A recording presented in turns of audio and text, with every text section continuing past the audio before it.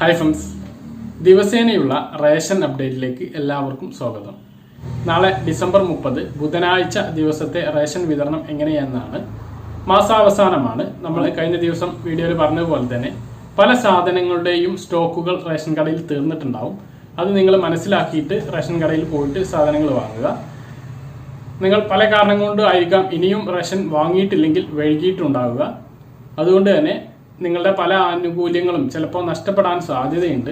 ഇനിയിപ്പോൾ എല്ലാ റേഷൻ സാധനങ്ങളും നിങ്ങൾക്ക് വേണമെന്നുണ്ടെങ്കിൽ, നിങ്ങൾക്ക് ഏതെങ്കിലും റേഷൻ വിഹിതം റേഷൻ കടയിൽ നിന്ന് കിട്ടിയിട്ടില്ല എങ്കിൽ മറ്റു റേഷൻ കടയെ സമീപിച്ച് ബയോമെട്രിക് സംവിധാനത്തിലൂടെ റേഷൻ വിഹിതങ്ങൾ വാങ്ങാവുന്നതാണ്. വെള്ള കാർഡുകാർക്ക് ആകെ ലഭിക്കുന്നത് 3 കിലോ അരി 11 രൂപ നിരക്കിലാണ്, 10 രൂപ 50 പൈസ നിരക്കിലാണ്. ലഭ്യതയ്ക്കനുസരിച്ച് 1 മുതൽ 3 വരെ ആട്ടയും ലഭിക്കും. ഇത് ചിലപ്പോൾ റേഷൻ കടയിൽ സ്റ്റോക്ക് ഇല്ലെങ്കിൽ അത് നിങ്ങൾക്ക് കിട്ടില്ല. അത് കിട്ടണം എന്നുണ്ടെങ്കിൽ മറ്റൊരു റേഷൻ കടയിൽ സമീപിച്ചാൽ ചിലപ്പോൾ അവിടെ ഉണ്ടെങ്കിൽ ലഭിക്കും. അതുപോലെ തന്നെ നീല റേഷൻ കാർഡുള്ള ആളുകൾക്കും 1 മുതൽ 3 വരെ ആട്ടയാണ് ലഭിക്കുന്നത്. പിന്നെ വ്യക്തിക്ക് 2 കിലോ അരി 4 രൂപ നിരക്കിലാണ് സബ്സിഡി വിഭാഗത്തിൽപ്പെട്ട നീല കാർഡുകാർക്ക് ലഭിക്കുന്നത്. പിന്നെ പിങ്ക് റേഷൻ കാർഡുള്ള ആളുകൾക്ക് ഒരു വ്യക്തിക്ക് 4 കിലോ അരിയും 1 കിലോ ഗോതമ്പും ലഭിക്കുന്നുണ്ട്. മഞ്ഞ റേഷൻ കാർഡുള്ള ആളുകൾക്ക് 30 കിലോ അരിയും 5 കിലോ ഗോതമ്പും സൗജന്യമായിട്ട് ലഭിക്കും. 1 കിലോ പഞ്ചസാര 21 രൂപ നിരക്കിലും ലഭിക്കും മഞ്ഞ കാർഡുകാർക്കും. അതുപോലെ തന്നെ മഞ്ഞ പിങ്ക് റേഷൻ കാർഡുള്ള ആളുകൾക്ക് 1 കിലോ കടല പയറ് ലഭിക്കും. മുൻ മാസങ്ങളിൽ വാങ്ങിയിട്ടില്ലെങ്കിൽ അതും കൂടി കൂട്ടി ലഭിക്കും.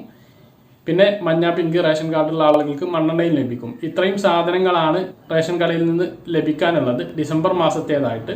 ഡിസംബർ മാസത്തെ ഭക്ഷ്യ കിറ്റ്, അതുപോലെ തന്നെ നവംബർ മാസത്തെ ഭക്ഷ്യ കിറ്റ്, മഞ്ഞ പിങ്ക് റേഷൻ കാർഡുള്ള എല്ലാ ആളുകൾക്കും നവംബർ മാസത്തെ ഭക്ഷ്യ കിറ്റും ക്രിസ്മസ് കിറ്റ്, അതായത് ഡിസംബർ മാസത്തെ ഭക്ഷ്യ കിറ്റും ലഭിച്ചിട്ടുണ്ടാകും.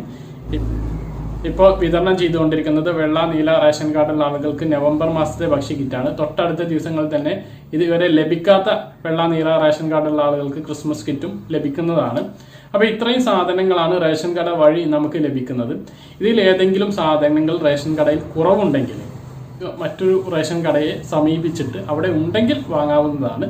അതായത് മാസാവസാനമായതുകൊണ്ടാണ് ഇങ്ങനെ പറയുന്നത്. റേഷൻ കടയിലെല്ലാം സ്റ്റോക്കുകൾ കുറഞ്ഞിട്ടുണ്ടാവും അല്ലെങ്കിൽ കഴിഞ്ഞിട്ടുണ്ടാവും. അപ്പോൾ നിങ്ങൾക്ക് അത് കിട്ടിയിട്ടില്ലെങ്കിൽ, ഏതെങ്കിലും സാധനങ്ങൾ നമ്മൾ കിട്ടിയിട്ടില്ലെങ്കിൽ ഇതേ ഒരു വഴിയുള്ളൂ, ഇല്ലെങ്കിൽ അത് നഷ്ടപ്പെടുക തന്നെ ചെയ്യും. ഇത്രയാണ് ഈ ഒരു റേഷൻ വിതരണത്തിനെ കുറിച്ചിട്ട് പറയാനുള്ളത്. ചില റേഷൻ കടയിലൊക്കെ സാധനങ്ങൾ ഉണ്ടാകും.